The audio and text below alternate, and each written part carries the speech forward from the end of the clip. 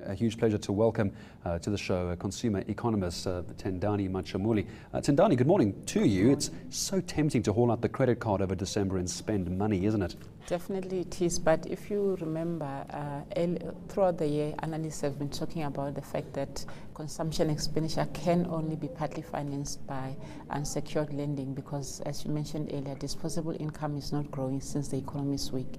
So going forward into the festive season, people feel compelled to spend and they fall back on the tried and tested method of credit expenditure.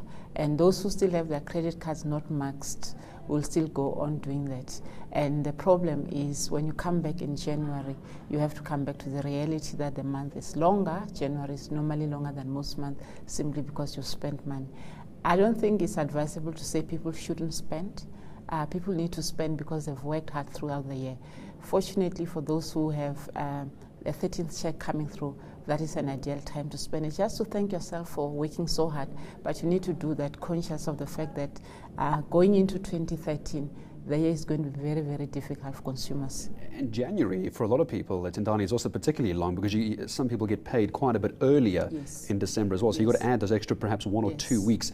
Why is it, though, every time we get to the festive season, we'll talk to experts like yourself, and yet people find themselves in debt? What is so compelling to go out and spend money? I think because it's the season that you feel that everything goes, I need to spend, I need to thank myself, I deserve to be happy.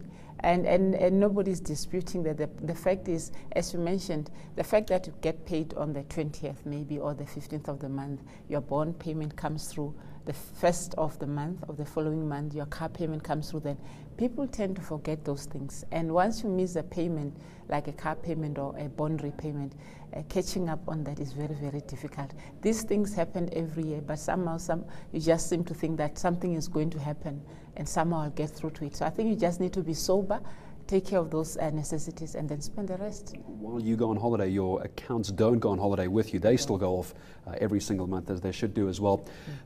You mentioned the term credit lending, very dangerous this time of year as well, that people want to buy that extra special, something that might not have money for it. What advice can you give someone watching now who is thinking about buying something on credit or taking a loan even to buy something because their credit cards are maxed out? Someone watching now, what do you tell someone like that? So I'm saying we're enjoying the lowest interest rates we've enjoyed for a very long time. So debt servicing costs are quite low.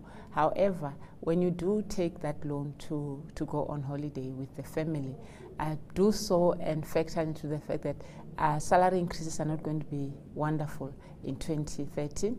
Inflation is going to be higher, and interest rates are not going to come down probably because the Reserve Bank can't afford to do that with inflation going up. And should interest rates go up later in 2013 or even 2014, will you be able to service your debt comfortably and still live?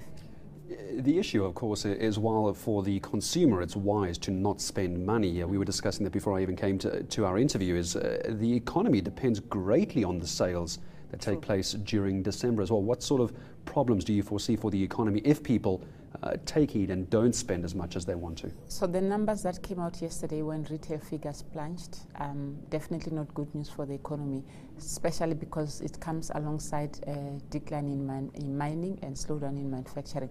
So that's not good news for the economy. However, the question is, do you want to have spending financed in a sustainable way by the economy growing, people getting more jobs, increasing the base, or do we just want to encourage people to spend on credit, which is a problem on its own. Currently, we are over 70% as percentage of disposable income.